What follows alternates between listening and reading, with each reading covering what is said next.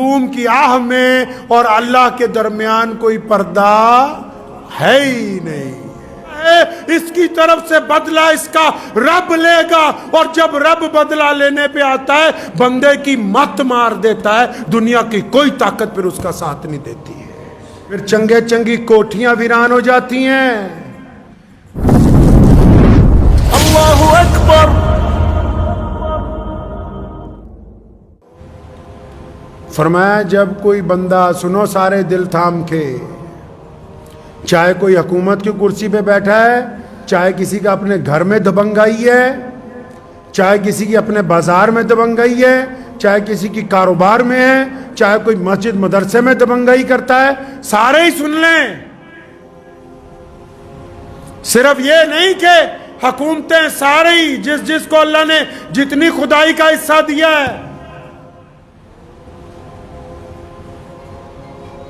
جب بندہ دبنگائی کرتا ہے نا تو نبی علیہ الصلوۃ والسلام نے فرمایا، حدیث کا مفہوم ہے کہ جب بندہ کسی ایسے آدمی کے ساتھ زیادتی کرتا ہے جو سامنے سے جواب نہیں دیتا. ہوتا ہے نا لوگ کوئی اپنی بیوی کے ساتھ، کوئی اپنے ملازم کے ساتھ، کوئی راہگیر کے ساتھ، کوئی چلتے ہوئے کسی غریب آدمی کے ساتھ.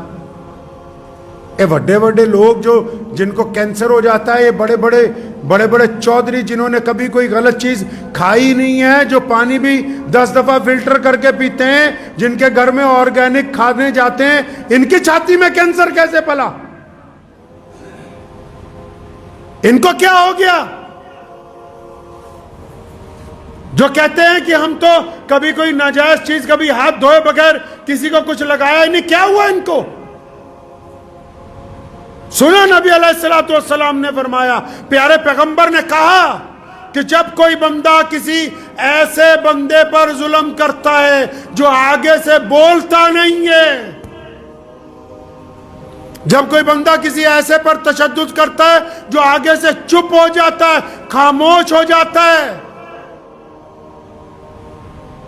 آگے سے کوئی بولتا ہی نہیں، چاہے وہ بیوی ہو، چاہے وہ پڑوسی ہو، چاہے وہ دیندار لوگ ہوں، چاہے وہ بددین لوگ ہوں، چاہے وہ مسلمان ہو، چاہے وہ غیر مسلم ہو.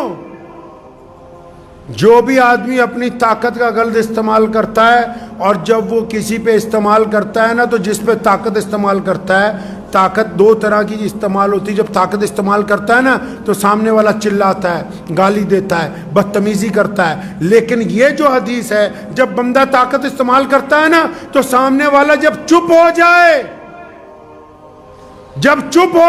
ڈر جائے، سہم جائے، خاموش ہو جائے، تو پھر فرشتے اللہ کے پاس جاتے ہیں کہ اللہ وہ تیرا فلاں بندہ، یہ جو گنڈا بنا ہوا ہے، تیرا فلاں بندی وہ جو ظلم کر رہی ہے، یا اللہ جس پر تشدد ہوا وہ سامنے والا چپ ہو گیا ہے، بولتا نہیں ہے، ڈر گیا ہے.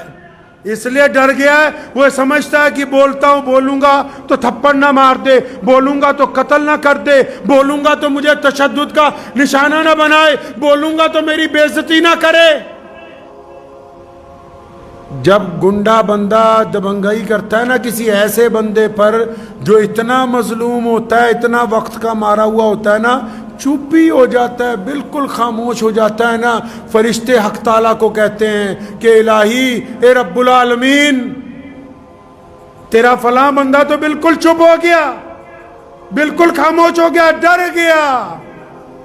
سنو پھر کہاں سے کام خراب ہوتا ہے ظلم کرنے والے کا. جب ظلم سہنے والا بالکل چپ ہو جاتا ہے تو رب جس نے یہ دنیا بنائی، وہ الہ جو کائنات کا مالک ہے، وہ دنیا کے لوگ جس کو ایشور کہتے ہیں، جس کو ہم اکال پرخ کہتے ہیں، وہ خدا جو تمام کائنات کا پالنہار ہے، جب بندہ چپ ہو جاتا ہے نا، پھر اللہ فرشتوں کو کہتے ہیں اچھا وہ سامنے والا میرا بندہ گھبرا گیا، سہم گیا، ڈر گیا، چپ ہو گیا، تو اچھا اٹھاؤ قلم، لکھو اب جو یہ ڈر گیا ہے اس کی طرف سے بدلہ اس کا رب لے گا. اور جب رب بدلہ لینے پہ آتا ہے بندے کی مت مار دیتا ہے، دنیا کی کوئی طاقت پھر اس کا ساتھ نہیں دیتی ہے.